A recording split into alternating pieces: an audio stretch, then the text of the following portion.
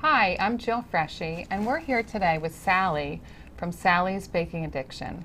She is a baker, a successful author, a photographer, a dog enthusiast, a lover of peanut butter, and obsessed with sprinkles. She's also got two great selling books, Sally's Baking Addiction, and Sally's Candy Addiction.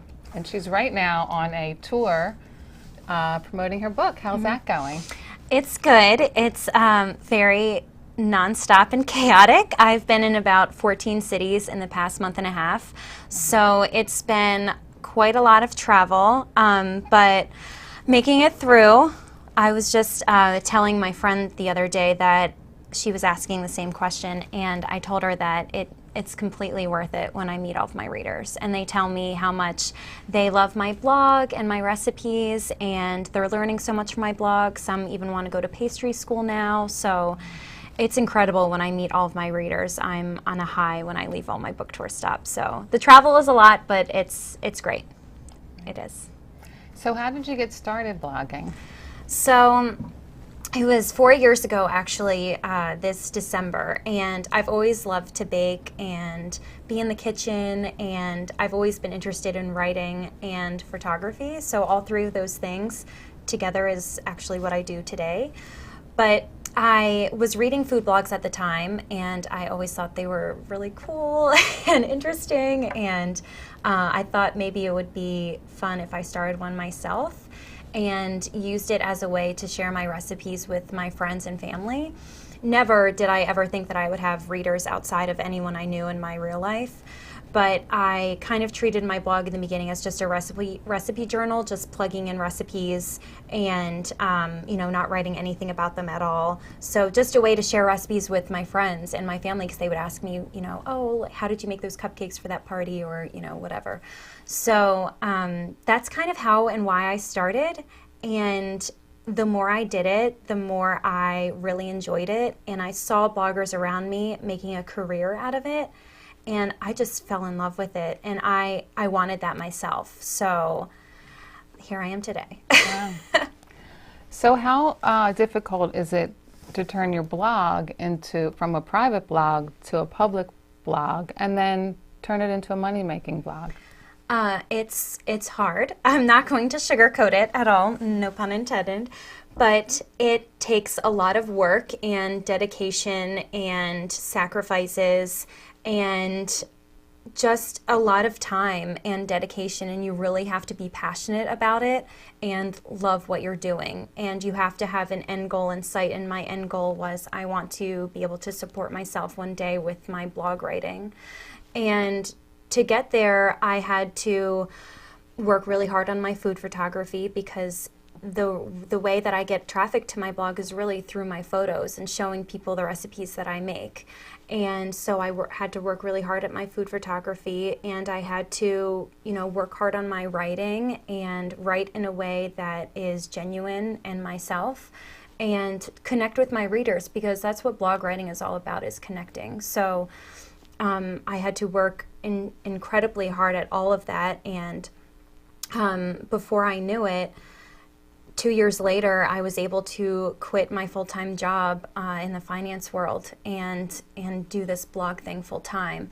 And I was able to support myself through advertisements on my blog, and partnerships with companies. So I would reach out to companies, and they would sponsor content on my blog, and they would pay me for that. So that's kind of how I was able to at least pay my rent. So I was able to quit my job, which was wonderful. Yeah. Wow. So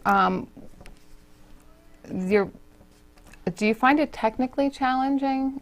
I know you talked, and you give a lot of advice on your blog, which is very helpful to new bloggers, how to get started, what platform to use. What kind of technical hurdles did you have to overcome? Well, I'm very bad at the technical stuff. I try my hardest. I try to understand it, but my brain just does not work that way. And I learn something new pretty much every day on the technical side. And I still don't know much about website coding. And anyone who does, you are an absolute genius in my mind.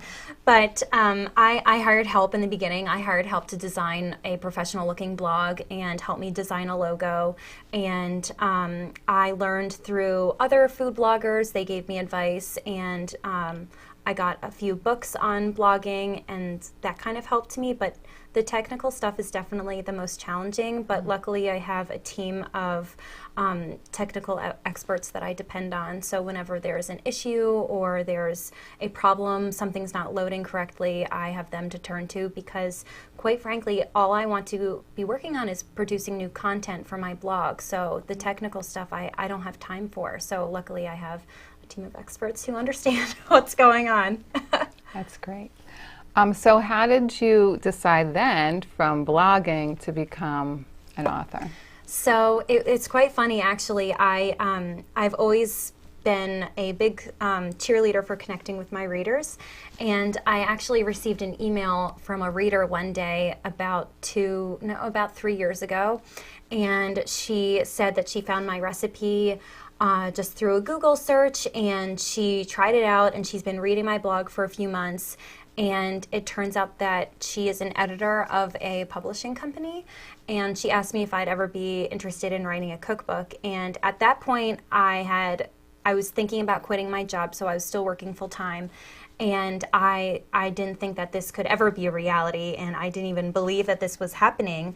But that's kind of how it came to be. I didn't hire an agent or whatever. It was just one of my readers who genuinely loved what she saw, and she thought a book would be a great next step for me. So I dove headfirst into it, and I signed the contract, and the first book came out about a year later. So it was a wild ride, but a lot of fun.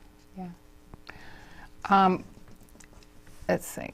So how difficult is it from blogging, because we all blog, we all have our little social media websites and areas, to actually market that blog so you get the traffic that you're looking for? Was that a hard hurdle? It actually wasn't in the beginning, because when I first started my blog, Pinterest was just coming out, and Pinterest is a huge source of traffic to a lot of food bloggers, including me. So Pinterest was just coming out. So the way that Pinterest works is you find an image of a recipe or whatever inspires you, and you can pin it onto one of your boards. Whatever, I'm sure you know how Pinterest works. But it was when it was first coming out, so not a lot of food bloggers were on it yet. So when I pinned my recipes onto my boards, it would a lot of eyes would see it. So that's how I got a lot of initial traffic on my blog. And then from there, it kind of just blew up, because then those people were sharing it with their friends and family, then they're sharing it with their friends and family. Then I started a Facebook page for my blog, more sharing, and then I started a Twitter, and people were retweeting everything. So the rise of social media and all these different social media channels made it actually pretty easy to get myself out there. And then from there, my social media followings have grown so much that that's actually the bulk of my job, I feel like, today, is running all of that social media. So in the beginning, it wasn't hard at all to get my name out there, but today, just keeping up with it all is a little challenging. Right. And I think now maybe people will have a more difficult time because there's so much competition. Yeah, it's so saturated with content. No matter what social media you're on, there is a lot of competition, especially with things like Pinterest and Facebook. There's so much put in front of us that it's hard to find pretty much anything. Well, it's easy to find anything, but there's so much out there that it's overwhelming to the eye, and it's hard for me to get my stuff out there and be seen continually. So what kind of numbers are we talking about as far as, eyes to your website and to your social media? So I have quite a large following on Pinterest. I think I have about 270,000 followers on Pinterest. Facebook is about 300,000 or a little more. My blog, actually, I get about 8 million views per month. So that doesn't mean 8 million followers, because one follower could be clicking twice or 3 times, but it's about 8 million views per month. And then right now during the holidays, it just grows rapidly because everyone's baking and everyone's looking for yummy recipes to make now that the weather is getting colder and the holidays are approaching. So all of that, it's a monster, but I wouldn't trade it for the world. I'm so lucky to call this a job, and I don't know in what crazy world this is that I can call this my job. It's so cool.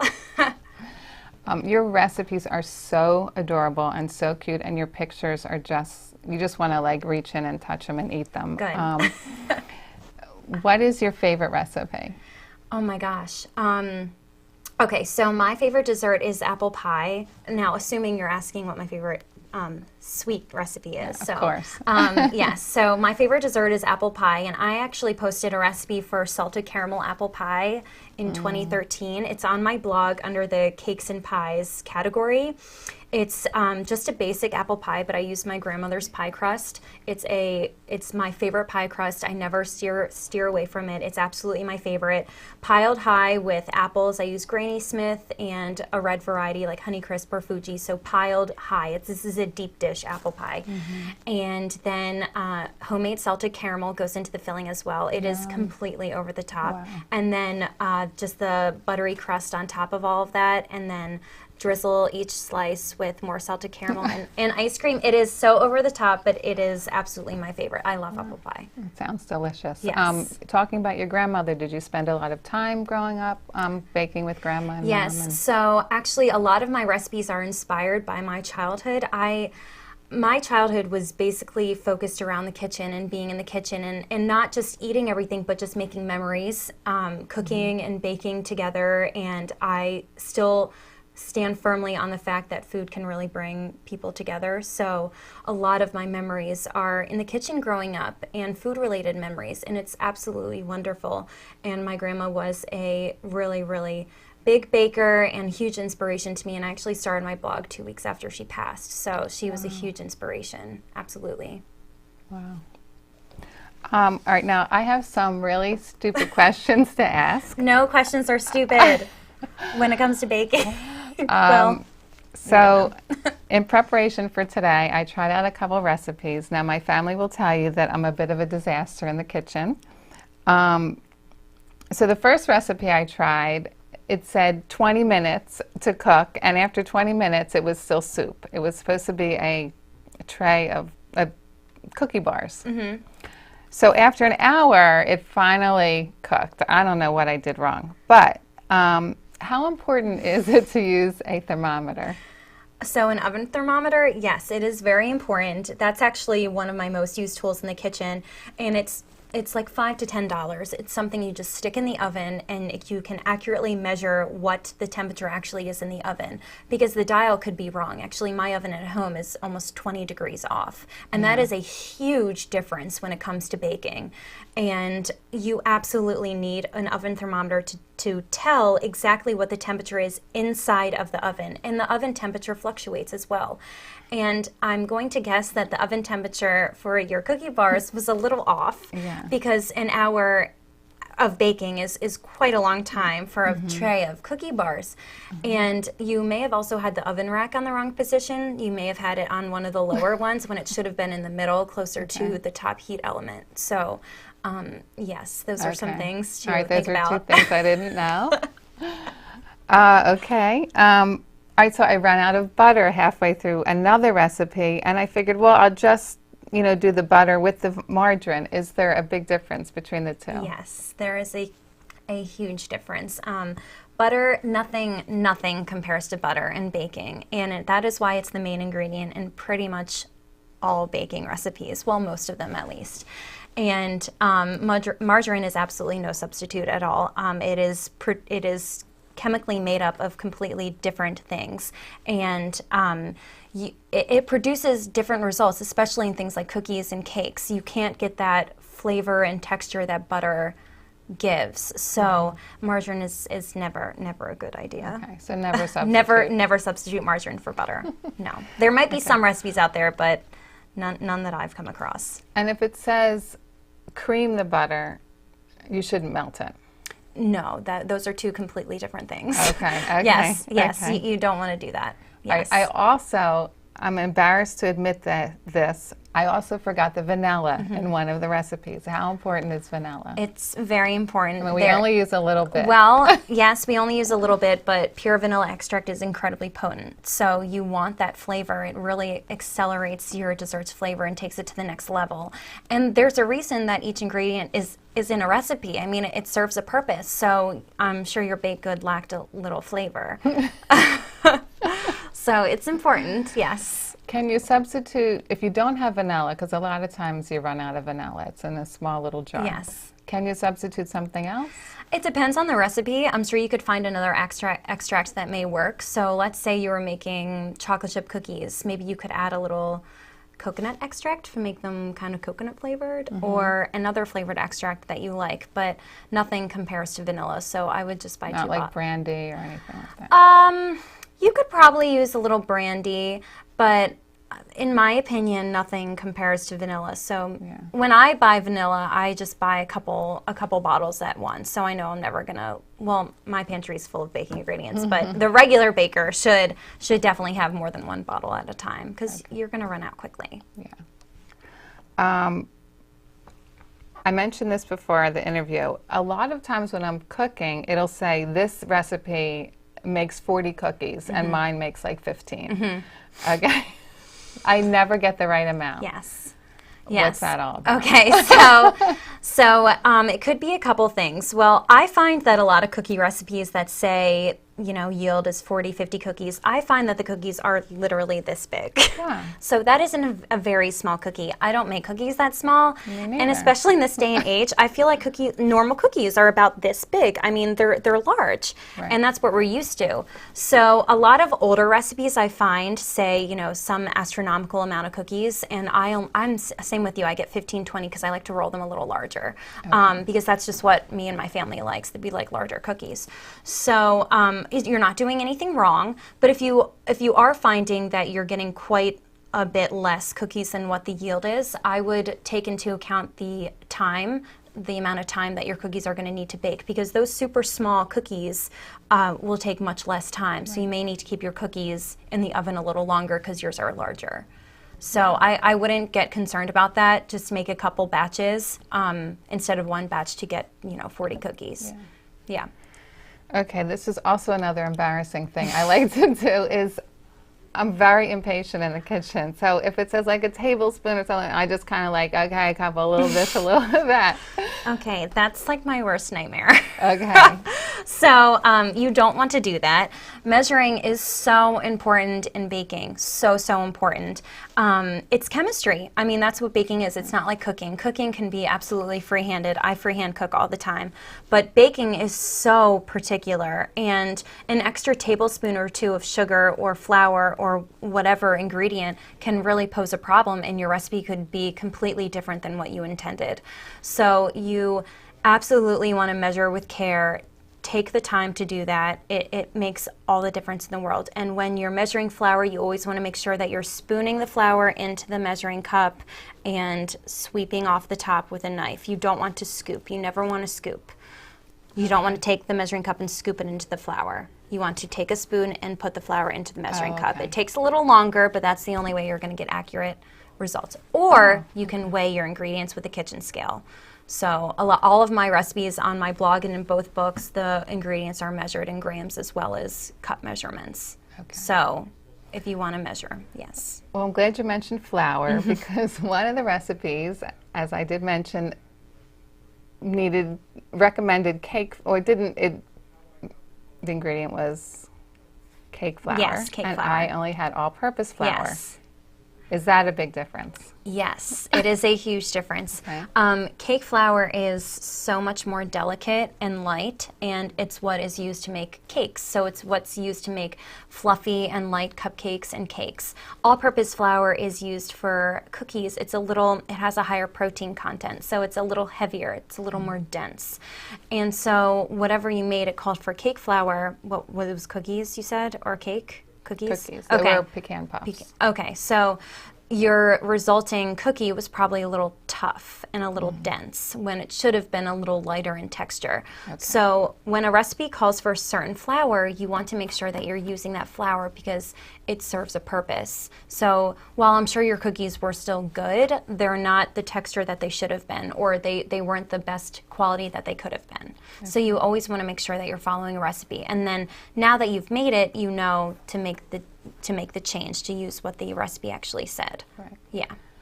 Eggs. Does it matter if they're cold or room temperature? Room temperature, especially. Room temperature.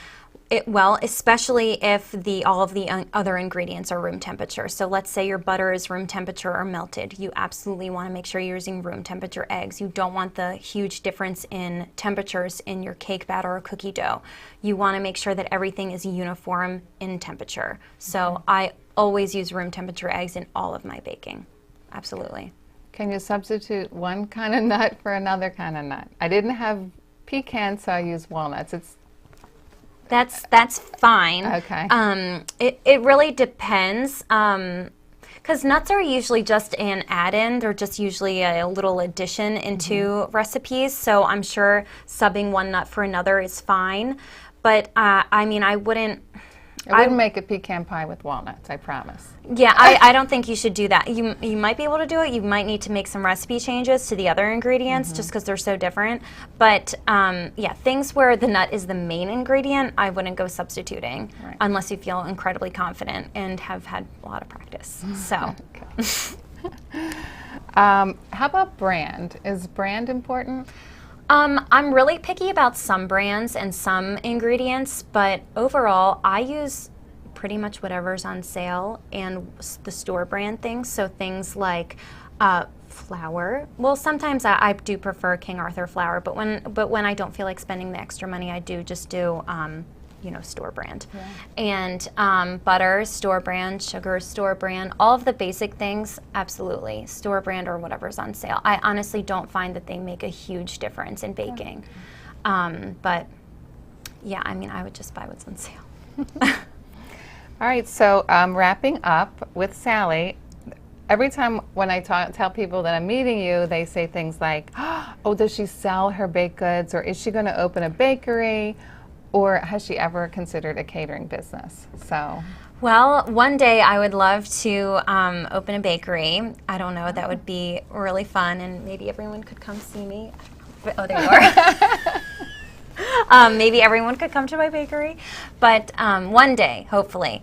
But as of right now, I just like to share my recipes on my blog, and the recipes I share on my blog, I usually give away to my husband's coworkers or my friends or my family or my neighbors. There's always someone to take it off my hands, but right now, I'm enjoying what I'm doing, and that's blogging and writing cookbooks and just being in the kitchen and sharing my content on my blog. So right now, I don't see any of that in the future, well, in the immediate future, but I would love to open a bakery someday. Yes. Great.